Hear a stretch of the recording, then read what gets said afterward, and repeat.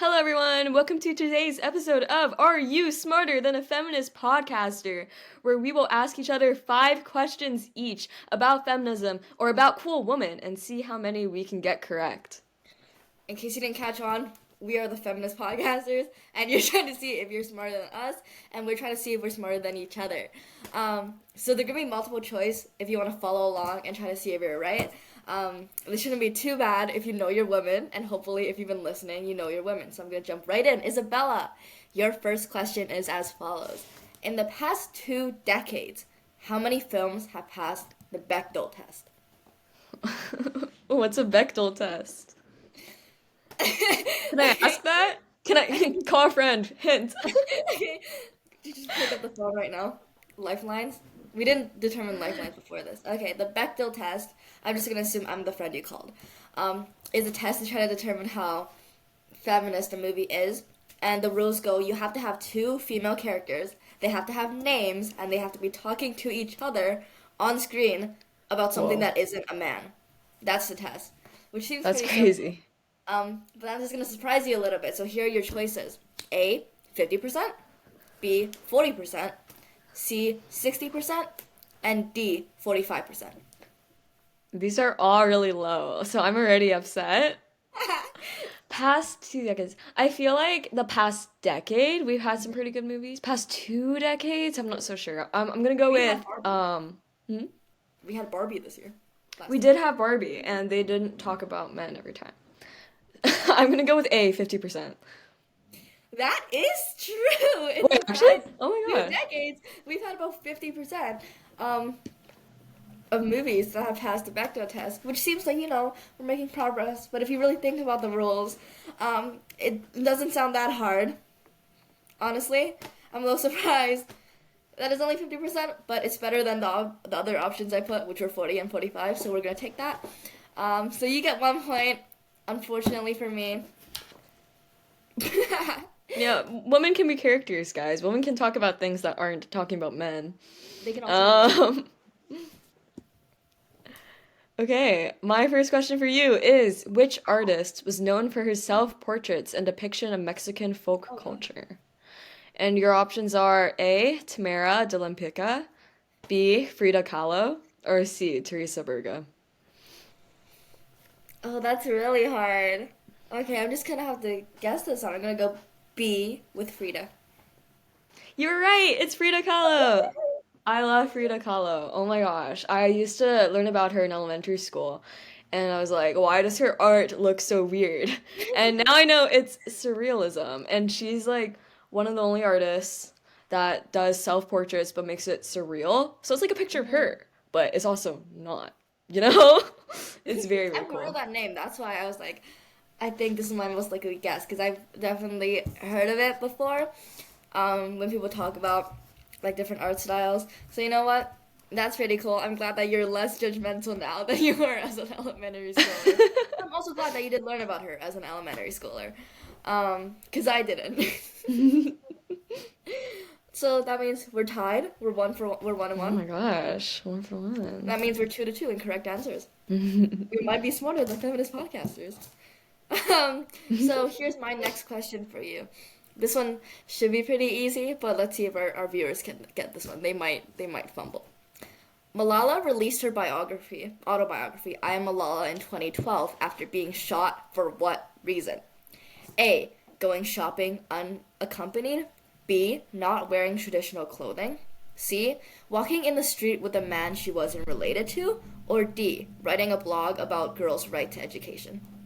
Ba, ba, ba, ba, ba. This is a good question. I really, really like that book. It's D, writing a blog about girls' Hmm. rights to education. Sometimes when I don't want to go to school and I don't want to get my study on, and I'm thinking, I wish I didn't have to go to school, I remember that I should be pretty glad I can go to school because people are still getting like abused, harassed, shot for wanting to go to school and even just writing about girls' rights to go to school. So once you start looking at things through that lens and realizing how lucky you are to even like be able to get an education, be able to even think about college. Like I know right now this is like kind of still college app season and everyone's posting about their apps and their acceptances. So they're like, oh, I'm so stressed. And it's like I think we should just be grateful for the chance that we can even, like, as girls, we can think, oh, I kind of want to study this, or think, oh, I want to study this there, or like I want to pursue this in the future. Because a lot of girls around the world still don't have that chance. I think every time I remember Malala's story, it's like kind of like a wake up call for me. I love that perspective. We should be grateful that we get the opportunity to get education. I love that. Okay, let's see if you can get the second question. Mine are all like names of women, I think. Except for like one of them. Okay. It Hope is the Thing with Feathers is one of the most well-known poems by which renowned writer?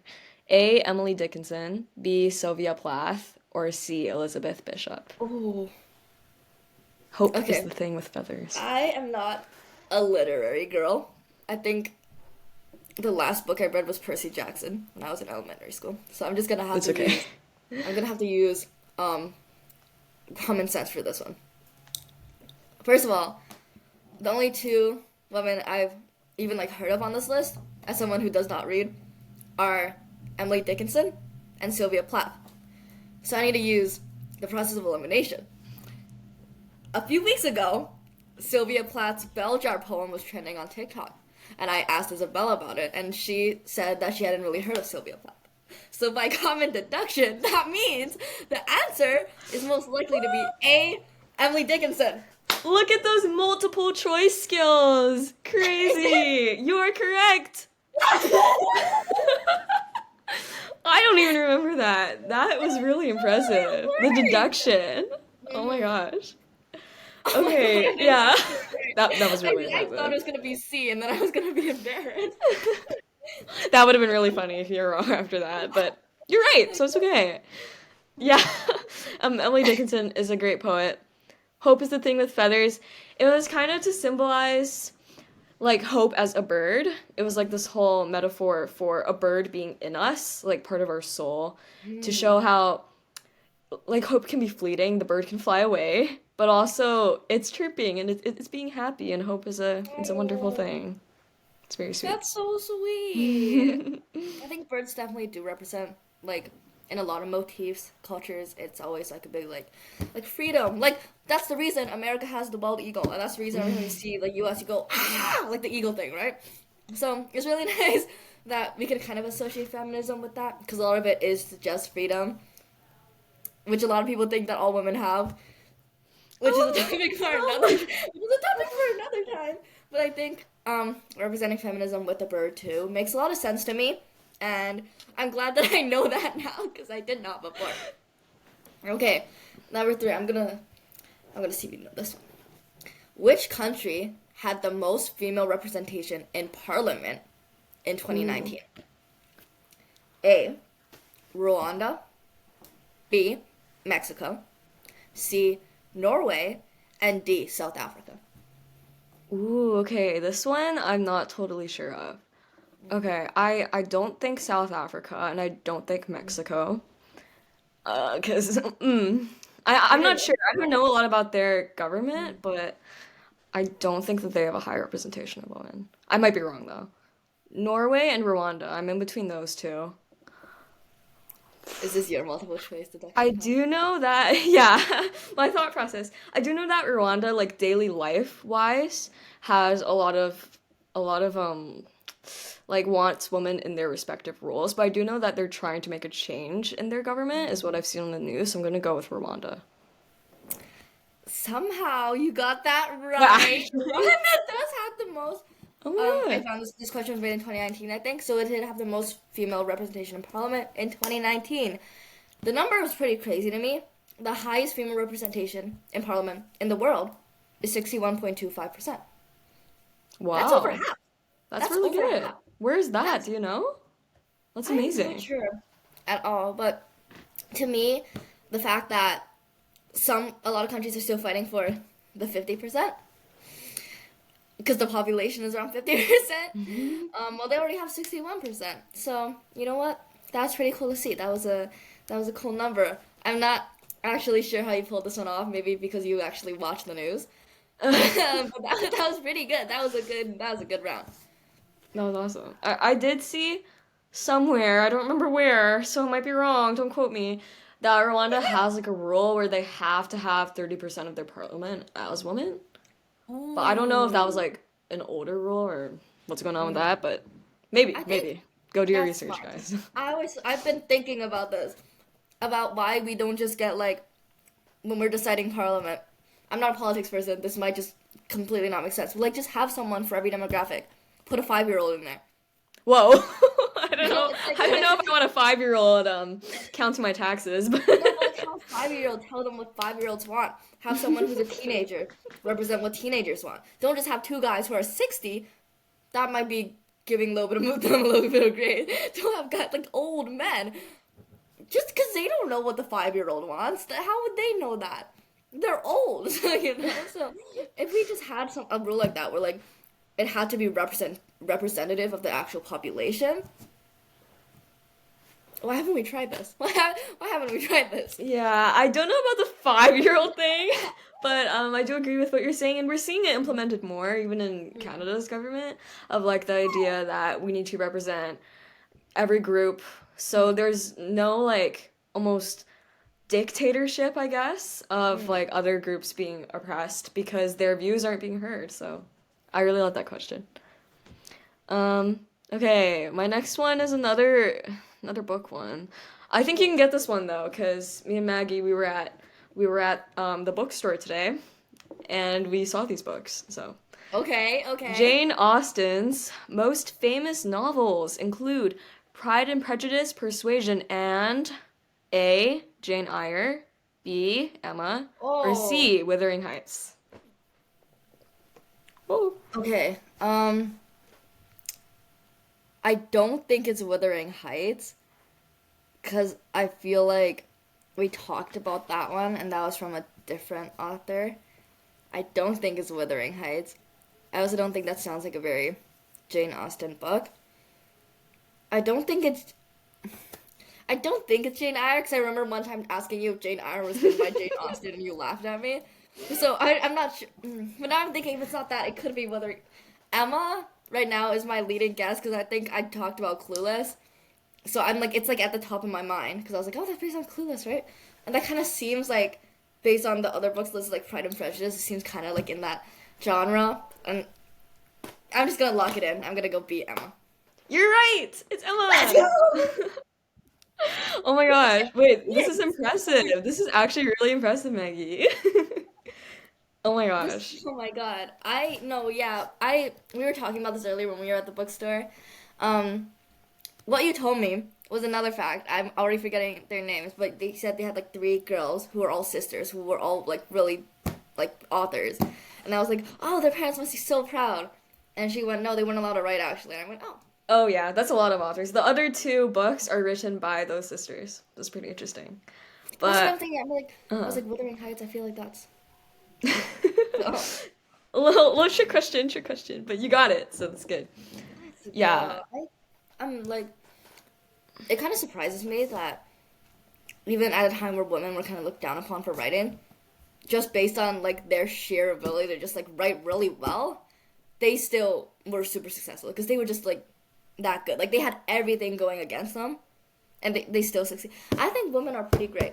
I think Yeah, there's they're pretty there's great. it's really sad that a lot of those authors they didn't get their work published or become famous until after they passed away. Really? And that was a big thing back then, but their message is out there. Like Emma, for example, is such a great book because Emma really breaks those stereotypes that women were held under in the 1800s. Because Emma, she's all about choice and she's all about power. She knows that she can choose her own destiny. She's one of the only women in literature at the time who decided to be single by her own choice. And Oh, she put other people together. And this is like this oh. whole power dynamic of how she was showing people that she can be self-sufficient. She doesn't need to lean on anybody. She's going to be with somebody because she likes them. And that was kind of the whole idea that Emma put forward. That's so. I feel like I need to read this now. But and the fact that it's still culturally relevant to this day. Because when was this written? Like a long, like a while ago. But first of all, Clueless, which is again still very relevant to this day. I still see clips of it with Subway Surfers under it on TikTok. It's still relevant, and all these topics that she talked about are still relevant. So I think she was so ahead of her time, so ahead of her time. Um, I might need to find this audiobook later. Um, okay, let's move into our fourth round. So here is my fourth question for you. Um, Siri Mavo Bandaranaike, I might be butchering that name. I apologize in What is advance. that? Became the first female elected prime minister of a sovereign country ever in 1960. Ooh. But which country was she elected in? A. Tibet. B. Sri Lanka. C. Iceland. And D. Peru. Okay, I have no clue, and that's a little bit embarrassing because I like world history. I feel like I just have to go off by the name, what it sounds like. But I also don't know what names sound like. Okay, I feel like it's not gonna be Iceland because it doesn't sound like an Icelandic name, but it's gonna be But at the really same time, I embarrassing. can't name an Icelandic It's name. Iceland. The only Icelandic name I know is like Jonas, Johanna. Why do you know that? That's like the only Icelandic names I know. Um, Sri Lanka and Tibet is like calling to me right now. I don't know. I feel like it could be Peru too. It could really be any of them because I have no clue. Um, I'm just gonna go with Sri Lanka. It is Sri Lanka. Wait, Oh my what? god. That's We're gonna crazy. get rigged allegations, Isabella. We're gonna get rigged allegations immediately. I don't know how you pulled that off. But yes, What? um, it is Sri Lanka. She Oh my became the God. prime minister, elected prime minister, first elected female prime minister of a country of Sri Lanka, 1960. And I say elected because before there were like women head of parliaments, but that was like blood, like hereditary. But she was voted in. She was ununanimously, everyone voted her to be party president by the executive committee Oh. of the Freedom Party of Sri Lanka. Everyone wanted her and she served three separate terms as prime minister. She got voted back three separate times because she just knew what she was doing. I watched an interview where they asked her like, "Oh, you know, you're the first female prime minister ever. Do you think that's gonna make you worse or better?" And she was like, "Better, I think." So, and she was pretty good. And I was reading up on her, and I can't even put half the information I found out about her in here because that would take us forever. But her life is incredible. She did so much. One thing in particular was in 1975, she created the Ministry of Women and Child Affairs in Sri Lanka. So she did a lot of her terms. Wow. She dedicated to help supporting women, especially in like rural Sri Lanka, women and children. Um, and she lived a pretty old age. She died when she was around 80 of just like natural causes. So she lived a pretty incredible life where she dedicated a lot of it to helping women. And again, being the first person ever, woman ever to be elected, that's pretty incredible, I think. That is amazing. I'm so glad we're able to learn about her today because I feel like so many times when you look at like big positions that aren't conventionally for women, it's so easy to think, I can't do that because I'm a Mm, woman. And it's examples like her that show you that it's possible to be that very first. possible. Like she got that role because she was qualified and she knew what she was doing and she got voted in because everyone respected her. Like she didn't let being a woman stop her. That's pretty cool. I love that. Oh my gosh, this is scary. We're getting way too many right. Let's see, let's see. Okay, my number four is Rosa Parks' activism led to which key moment in the civil rights movement? Okay, we have A, the Montgomery bus boycott. We have B, the Greensboro sit-in, or C, March on Washington. Okay, I was sick during this unit of socials. But I'm gonna again. I gotta. Okay, I feel like I know what it is, but I feel like I'm like second guessing. Like she sat down on the bus, so Montgomery bus boycott seems like the obvious answer here. But at the same time, I like kind of remember our teacher kind of saying something about another bus thing and like a whole different bus thing. So I don't know if it was like a different bus thing or this bus thing. I don't think it was the March on Washington. I think that was someone else. I know that. The sit-in, but now I'm thinking like, what if the sit-in? Because I don't remember I'm like, what if the sit-in was people sitting in the bus? So I don't remember. But I'm just gonna have to go with the Montgomery bus boycott because all I know is bus. You're correct! Oh my gosh! Crazy! There's no way! I'm so scared. I'm like, what if the bus thing was a different bus thing? There's a lot of bus things. There was a lot of bus things.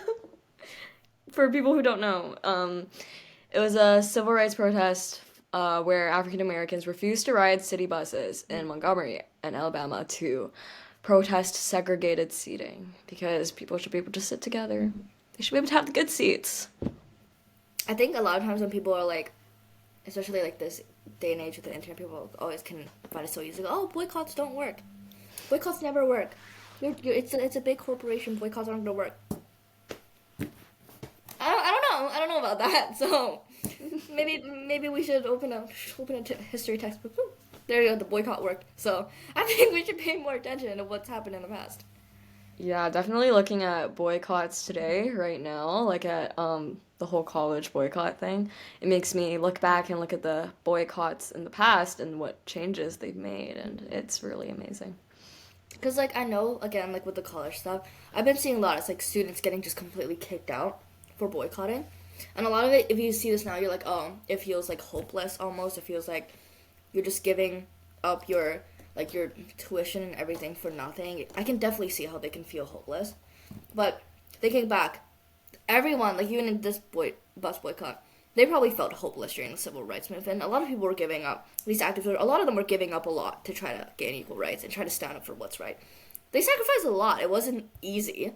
Like there's so many examples of different things they had to do to try to even fight for it. And seeing that now, it's like I feel like it's pretty hopeful for the present to kind of even know it's like it's so tough. But if we look at the patterns through history, like it's gonna pay off. So let's let these women be a hope for us, a hope for the future. We are about to get into round 5. Correct me if I'm wrong, but I don't think either of us have missed a question. I think you're right. Oh my gosh. That's actually Which was really impressive. bad for us, trying to be a genuine, not faked podcast. But I promise you I don't guys, know. we're dumber than feminist podcasters. I promise. It's like I don't know. I feel like either we made the questions too easy for each other, or we're just really good at guessing. Because, or maybe since we are like the bar, like if you're smarter than dumber than of a feminist podcaster, you gotta be above or below us, right? Okay. Anyways, let's see if the perfect streak ends this round. This one's gonna be interesting. Out of all the official Disney princesses, how many are not white? A, Okay. 4, Okay. B, 5, C, 6, D, 7. I want to see you count them. I want to see you Yeah. brainstorm them and count them I out. love Disney. I think I can do this. Okay. I want to see Well, you first one name comes them to all. mind, Tiana. Love Tiana. Okay. Um, there's also Moana. I want to say Mulan, but also like I don't know if Mulan is a princess officially, because technically she's not really a princess. But I'm gonna put her in there for now. Uh, shoot. Oh, I know there's that one princess from Hercules. I don't remember her name because I watched Hercules a long time ago. But I'm gonna say that's the fourth. There's gotta be more than that, right? I really hope so. Come on, Disney. Ooh, I feel like I'm going to lock in with four. You're going to lock in with Yeah, 4? I don't know. Maybe I'm forgetting Well, someone. good news and bad news. Oh. Good news, there are more than 4 princesses that aren't white. Bad news, you got it wrong. Wait, who's the the, other answer, princess? the answer is C, 6. Oh, that's good. And the answers are Mulan, Tiana, Moana, but you missed Jasmine, Pocahontas, and Raya, who's from that newer Disney movie, and the one from Hercules is not Oh. counted as an official princess. Oh my gosh. How did I forget about Jasmine? Like, the other two I feel like is acceptable, but Jasmine? Come on. So you know what? 6 is more than 4. That's That's good. good. I love those And movies. this was pretty surprising to me, but there are only 13 official princesses. So if there's 6, that means we're getting there. We're pretty even. I feel like there's been more movies than that. It was just a lot I of think there were 3. unofficial. Yeah, I think that because like the franchise like itself, it's like I don't know, but three of the official princesses were French, so I don't know. Oh. I think that's just the thing. And then I found out that the only two people with oh, I don't remember the other person, but Merida is one of the only two Disney characters who speak in an accent. Oh my gosh, I totally forgot about Merida. I love that I movie. I saw a love clip Gray. of this on TikTok. I've mentioned TikTok so many times today. It's getting bad, isn't that crazy? Not here, but up there. But down there. But I saw a clip of it. I'm like, I never really watched it as a kid, but she's so Scottish. I'm like, She's wow. so Scottish. No, because like What? I never watched it as a kid, but hearing her talk, I'm like, that's so cool. Like they just put an accent in there because like Disney doesn't really like doing that. So I think that was pretty cool. Good movie. Anyways, end point. Isabella got the question wrong. Okay, okay. All right, let's see. Last question. I hope you get it wrong. I'm just kidding. Or Who is the first woman to receive EGOT status? For those of you that don't know, EGOT status means you won an Emmy, a a Grammy, an Oscar, and a Tony. Okay, so your EGOT options are A. Helen Hayes, B. Audrey Hepburn, or C. Barbara Streisand. They're all very cool. Very cool. I'm gonna talk about all of them because I like them. okay, I have a 33% chance of this. I have not heard of Helen Hayes, which might be my downfall, but I'm gonna erase her for now. I'll learn about her later. But now I'm thinking it also could be her because I don't know her, and sometimes people who are less known are the most talented. But we're gonna stick to my gut. And then Audrey Hepburn and Barbara Streisand, I know are all very popular. But I've heard of Audrey Hepburn a lot. And I know that women who are usually talked about a lot tend to be robbed of Academy Awards. So I'm gonna go Barbara Streisand. Okay, unfortunately, it's Helen Hayes, but Barbara Streisand is my favorite out of the three because she was in my favorite musical, Funny Girl. So that's a good thing. Can you please tell me what Helen Hayes was in so I feel bad? Okay, Helen Hayes, I think it's excusable because it was a long time ago for us. Um, she was known as the First Lady of American Theater, so she played Queen Victoria in Queen of Scots, which is something that we probably haven't watched. But what I thought was really interesting was that there was this collection of trading cards made, not by her, by somebody else, called Super Sisters, and it was just a trading card series of women just woman as cards. And I Okay. think we should try to find this. And I think Helen we Hayes should do an is Super unboxing. Sister number 70. Hmm? I think I said we should do an unboxing video and see if we pull her. We should. I think that we Right? should buy some Super Is Sister there trading cards. a list of people on here? I'm googling this right now. Hold on. I want to see Super Sisters cards. Trading card list. Oh my god. 72 trading cards. There's only 72. What? Oh, okay. I haven't heard a lot of these names. That's so cool. It's like a lot of variety. They have like Olympic athletes and like journalists and then like politicians and then a rabbi. So that's a lot of variety. I don't recognize a lot of these names, but that's just more women to learn about, and I like learning about women, so that's a win-win. But I think we should buy these cards. We've got to. They're kind of like us. They're trying to highlight different fields and women who Mm. accomplish things in all different areas, and that's so cool. You know what? Our next project should be making a modern Super Sisters. I like that. That sounds fun. So we're tied. Oh my gosh. Are we smarter than a feminist podcaster? Well, if we're the feminist podcasters, then I don't know. I think we are the feminist podcasters. I think that's the end thing. Well, we both fumbled on the last question. But before that, we were doing pretty good. Let's see if you're smarter. You, like, the listener. Yep. Are you smarter than a feminist podcaster? Let us know. We want to know that we're smarter than the feminist podcaster viewer base. So, let us know your answers. Bye, guys. Bye, guys.